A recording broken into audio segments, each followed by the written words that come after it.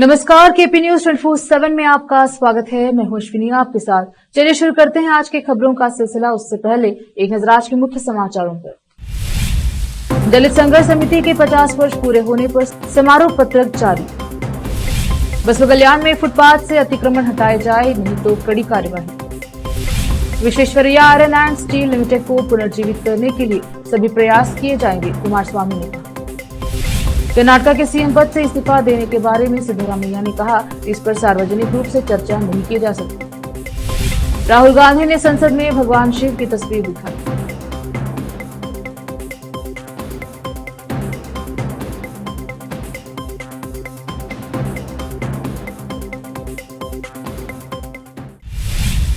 समाचारों का सिलसिला शुरू करते हुए देखते हैं समाचार विस्तार से।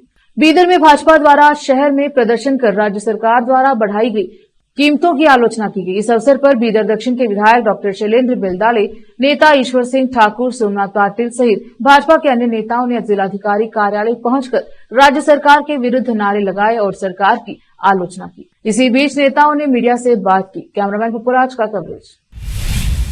प्रोफेसर बी कृष्णप्पा की कर्नाटक दलित संघर्ष समिति के 50 साल पूरे होने के जश्न के पर्चे आज बीदर के अम्बेडकर सर्कल में जारी किए गए। इसी बीच धनराज मुस्तापुर ने कार्यकर्ताओं से 10 जुलाई को होने वाले कार्यक्रम के लिए जुलाई को बीदर रेलवे स्टेशन पर समय पर पहुंचने की अपील की है। कार्यकर्ता में श्रीपतराव दीनेश, साई शिंदे, सतीश वागे, धनराज मुस्तापुर, महेंद्र कुमार होस्मानी, विजय कुमार एहोल, जयप्रकाश अष्टूरे, संजू कुमार, बसवराज बावीदोड्डी, आकाश शिंदे, तुकाराम हसनमुखी, धनराज नागमारपल्ली, सीडी जैसे कई पदाधिकारी और नेता मौजूद थे। बसवा कल्याण नगर परिषद के अधिकारी क्षेत्र में आने वाले रोड पर कारोबार करने वालों को और दुकान मालिकों को बताया है कि कुछ लोग फुटपाथ पर पक्का शेड और 24 घंटे फुटपाथ पर रहने वाली भंडियों को लगा रहे हैं, रोड पर कब्जा कर कारोबार कर रहे हैं, जिसके वजह से आने वाले गाड़ियों को और लोगों को परेशानी का सामना करना पड़ रहा है। ऐसे लोगों को बताया जाता है कि अपनी भंडी या फुटपाथ पर बनाया गया शेड के कब्जे को फौरन हटा ले, वरना कानूनी कार्यवाही की जाएगी। ऐसा सीएमसी कमीशन राजू बनकर ने कहा। संवाददाता समीर की रिपोर्ट। केंद्रीय इस्पात एवं भारी उद्योग मंत्री एच डी कुमारस्वामी ने रविवार को कहा कि भद्रावती स्थित Visvesvaraya iron and steel limited VISL को बचाने के लिए सभी प्रयास किए जाएंगे और कर्मचारियों के हितों की भी रक्षा की जाएगी। कुमारस्वामी ने steel authority of India limited SAIL के अधिकारियों के साथ स्टील प्लांट का दौरा किया। बाद में उन्होंने पत्रकारों से कहा, मैसूर के महाराजा की दूरदर्शिता से सर एम विश्वेश्वरैया ने इस प्लांट की स्थापना की थी। मैंने इसकी मौजूदा स्थिति देखी है। सांसद बीवाई राघवेंद्र और भद्रावती के पूर्व विधायक स्वर्गीय अप्पाजी गौड़ा ने इस स्टील प्लांट को बंद होने से बचाने के लिए लड़ाई लड़ी थी। हर कोई इसे बचाना चाहता है। प्लांट को पुनर्जीवित करने के लिए मुझे संबंधित पक्षों से सभी आवश्यक जानकारी मिली है। मंत्री ने कहा कि संसद सत्र चल रहा है, इसीलिए वे कुछ जानकारी सार्वजनिक रूप से नहीं बताना चाहते। उन्होंने कहा, जब मैंने मंत्रालय का कार्यभार संभाला था तो राज्य से राज्यसभा सदस्य और कांग्रेस नेता जयराम रमेश ने 5 स्टील प्लांट के बारे में सवाल उठाए थे। यही कारण है कि मैं जानकारी जुटाने के लिए यहाँ आया हूँ। आने वाले दिनों में हम प्लांट को पुनर्जीवित करने के लिए निर्णय लेंगे। कर्नाटक के सीएम सिद्धरामैया ने कहा है कि राज्य के नेतृत्व परिवर्तन हाईकमान के नियंत्रण में है और वह इस बारे में सार्वजनिक रूप से चर्चा नहीं कर सकते। एक वोकलिंगा संत द्वारा अपनी राय व्यक्त करने और राज्य के मुख्यमंत्री के रूप में डीके शिव कुमार की वकालत करने के बाद राजनीतिक हलकों में नए मुख्यमंत्री की चर्चा शुरू हो गई है। मुख्यमंत्री बदलने की योजना के बारे में पूछे गए सवाल के जवाब में सीएम सिद्धरामैया ने कहा, कांग्रेस एक राष्ट्रीय पार्टी है और फैसला हाईकमान से आता है। हम इस तरह के विषयों पर सार्वजनिक रूप से चर्चा नहीं करते। 2 बार के मुख्यमंत्री ने यह भी कहा कि वह वोकलिंगा संत की राय पर टिप्पणी नहीं करना चाहते। पिछले हफ्ते विश्व वोकलिंगा महासमस्तन मठ के संत कुमार चंद्रशेखर नाथ स्वामी जी ने सार्वजनिक रूप से सिद्धरामैया से पद छोड़ने और अपने डिप्टी डीके शिव कुमार को कर्नाटक के नए मुख्यमंत्री के रूप में जगह देने का आग्रह किया था। रोकते हैं समाचारों का सिलसिला, लेते हैं छोटा सा ब्रेक।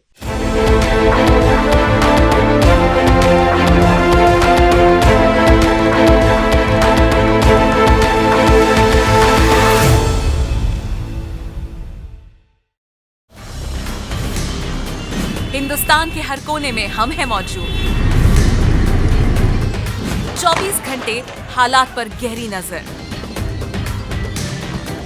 खबरों से जुड़े चुपते सवालात और आपको दिखाता है धार्मिक, सामाजिक, राजनीतिक,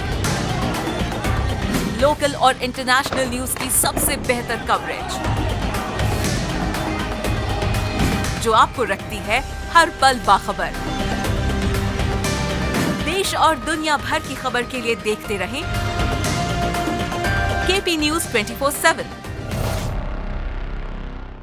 नूर एजुकेशन ट्रस्ट बीदर की ओर से चलाए जाने वाला Noor MEd and BEd college Bidar, recognised by NCTE Delhi and affiliated to Bidar University, Bidar. Admission are open for the academic year 2023-24. विशेषज्ञ और सक्षम शिक्षकों द्वारा शिक्षा प्राप्त करने के लिए नूर एमएड एंड बीएड कॉलेज में दाखिला लें और शांत वातावरण में शिक्षा प्राप्त करें। बीदर शहर में बेहतर शिक्षा का एकमात्र केंद्र Noor MEd and BEd college, Shahpur gate, Bidar. Phone numbers 9945283920, 8482221297। Hindustan के हर कोने में हम हैं मौजूद। 24 घंटे हालात पर गहरी नजर, खबरों से जुड़े चुपते सवालात, और आपको दिखाता है धार्मिक, सामाजिक, राजनीतिक, लोकल और इंटरनेशनल न्यूज की सबसे बेहतर कवरेज, जो आपको रखती है हर पल बाखबर। देश और दुनिया भर की खबर के लिए देखते रहें केपी न्यूज 24/7।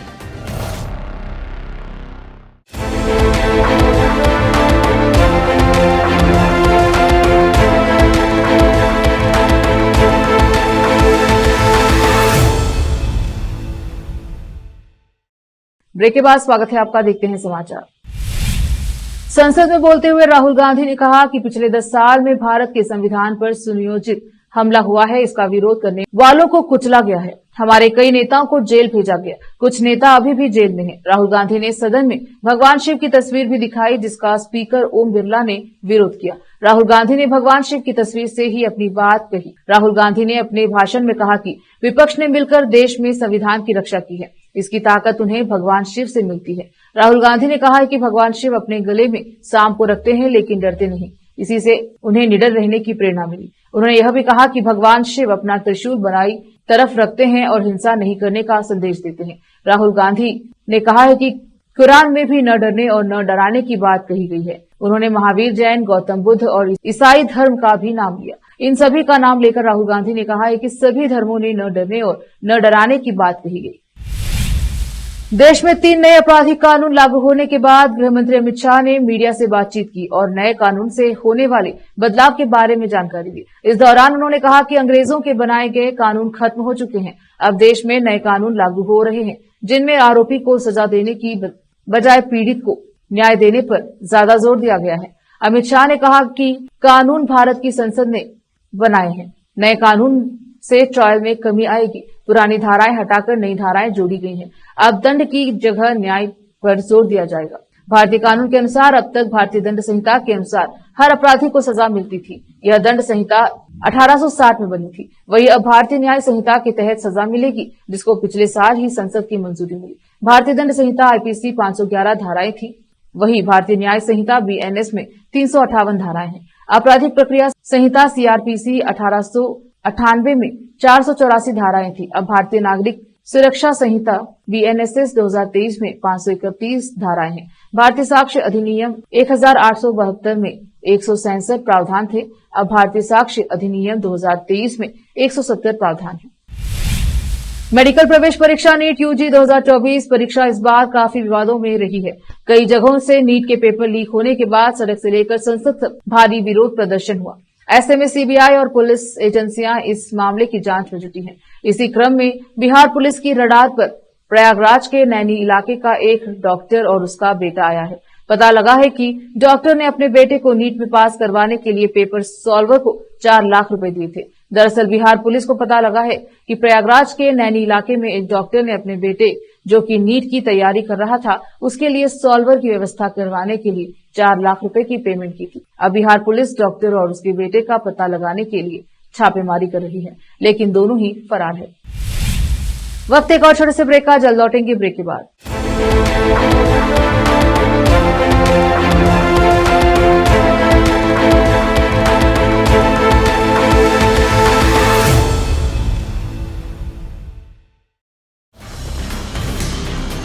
हिंदुस्तान के हर कोने में हम हैं मौजूद। 24 घंटे हालात पर गहरी नजर, खबरों से जुड़े चुपते सवालात और आपको दिखाता है धार्मिक, सामाजिक, राजनीतिक, लोकल और इंटरनेशनल न्यूज की सबसे बेहतर कवरेज, जो आपको रखती है हर पल बाखबर। देश और दुनिया भर की खबर के लिए देखते रहें KP news 24/7। Noor education trust Bidar की ओर से चलाए जाने वाला Noor MEd and BEd college Bidar, recognised by NCTE Delhi and affiliated to Bidar University, Bidar, admission are open for the academic year 2023-24. विशेषज्ञ और सक्षम शिक्षकों द्वारा शिक्षा प्राप्त करने के लिए नूर एमएड एंड बीएड कॉलेज में दाखिला लें और शांत वातावरण में शिक्षा प्राप्त करें। बीदर शहर में बेहतर शिक्षा का एकमात्र केंद्र Noor MEd and BEd college, Shahpur gate, Bidar. Phone numbers 9945283920, 8482221297। Hindustan के हर कोने में हम हैं मौजूद। 24 घंटे हालात पर गहरी नजर, खबरों से जुड़े चुपते सवालात और आपको दिखाता है धार्मिक, सामाजिक, राजनीतिक, लोकल और इंटरनेशनल न्यूज की सबसे बेहतर कवरेज, जो आपको रखती है हर पल बाखबर। देश और दुनिया भर की खबर के लिए देखते रहें केपी न्यूज 24/7।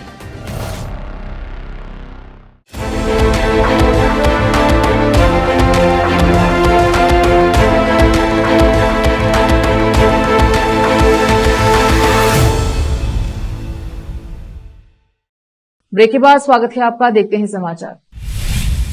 शिया पर्सनल लॉ बोर्ड ने 8 जुलाई से शुरू होने वाले मुहर्रम को लेकर पीएम मोदी को पत्र लिखा है। बोर्ड ने प्रधानमंत्री से जुलूस में सुरक्षा व्यवस्था मजबूत करने की मांग की है। इसके साथ ही निकालने वाले रूट पर बिजली तार दुरुस्त करने की मांग की गई है। बोर्ड ने पत्र में मुहर्रम के दौरान आने वाली परेशानी का भी जिक्र किया है। जुलूस के रास्ते में बेहतर इंतजाम की अपील की गई है और रात भर चलने वाले नौहा, ख्वानी और मजलिसों के लिए सुरक्षा के इंतजाम करने की अपील की गई है। पिछले साल पश्चिमी दिल्ली के नांगलोई में मुहर्रम जुलूस निकालते समय लोगों के एक समूह की पुलिस के साथ झड़प हो गई थी, जिसके बाद लोगों ने पुलिस पर पथराव किया। इस घटना में 12 लोग घायल हो गए और कई वाहन क्षतिग्रस्त हुए। नांगलोई में जुलूस के लिए तय मार्ग को बदलने से रोकने के बाद लोगों ने हंगामा शुरू किया था, जिसके बाद उनकी पुलिस के साथ झड़प हो गई। उन्होंने कहा था कि पुलिस ने अनियंत्रित भीड़ को तितर-बितर करने के लिए लाठीचार्ज किया था।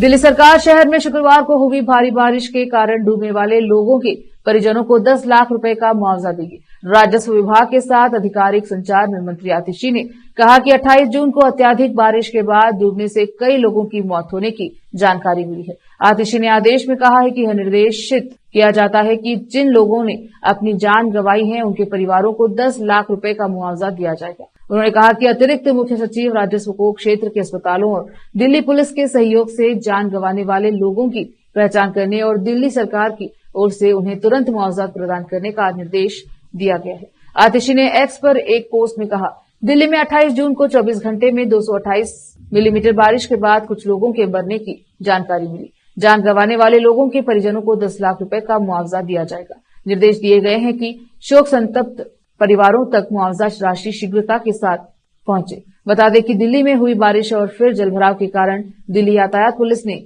ओखला अंडरपास को भी बंद कर दिया है। यहां से यातायात पर मनाही है। दरअसल शनिवार को अंडरपास में डूबने से एक 60 वर्षीय शख्स की मौत हो गई। बोइंग ने विनिर्माण कंपनी स्पिरिट एरोसिस्टम्स का अधिग्रहण करने का ऐलान किया है। बोइंग ने पूर्ण रूप से शेयर लेन देन में 4.7 अरब अमेरिकी डॉलर में स्पिरिट एरोसिस्टम का अधिग्रहण करने की योजना की घोषणा की है। बता दें कि स्पिरिट एरोसिस्टम पहले से ही एरोस्पेस कंपनी की विनिर्माण श्रृंखला का हिस्सा है। वर्जीनिया के आर्लिंगटन स्थित बोइंग ने रविवार देर रात एक बयान में इस खरीद की घोषणा की। एरोस्पेस कंपनी के अनुसार 37.25 अमेरिकी डॉलर प्रति शेयर पर अधिग्रहण का शेयर मूल्य 4.7 अरब अमेरिकी डॉलर बैठता है। सौदे का कुल मूल्य करीब 8.3 अरब अमेरिकी डॉलर है, जिसमें स्पिरिट का दर्ज किया गया है। अंतिम शुद्ध ऋण भी शामिल है। कंसास स्थित स्पिरिट एरोसिस्टम्स कंपनी बोइंग विमान के लिए प्रमुख कलपुर्जे बनाती है। यह दुनिया की बड़ी कंपनियों में से शुमार है। बोइंग के अध्यक्ष एवं मुख्य कार्यपालक अधिकारी सीईओ देव कैलहोन ने बयान में कहा कि हमारा मानना है कि यह सौदा विमान सेवा प्रदाताओं, हमारे एयरलाइन ग्राहकों, स्पिरिट तथा बोइंग के कर्मचारियों, हमारे शेयरधारकों और देश के सर्वोत्तम हित में है। फिर से एक नजर आज के मुख्य समाचारों पर। दलित संघर्ष समिति के 50 वर्ष पूरे होने पर समारोह पत्रक जारी। बसवा कल्याण में फुटपाथ से अतिक्रमण हटाए जाए, नहीं तो कड़ी कार्यवाही। Visvesvaraya iron and steel limited को पुनर्जीवित करने के लिए सभी प्रयास किए जाएंगे, कुमारस्वामी ने कहा। कर्नाटक के सीएम पद से इस्तीफा देने के बारे में सिद्धरामैया ने कहा, इस पर सार्वजनिक रूप से चर्चा नहीं की जा सकती। राहुल गांधी ने संसद में भगवान शिव की तस्वीर दिखाई।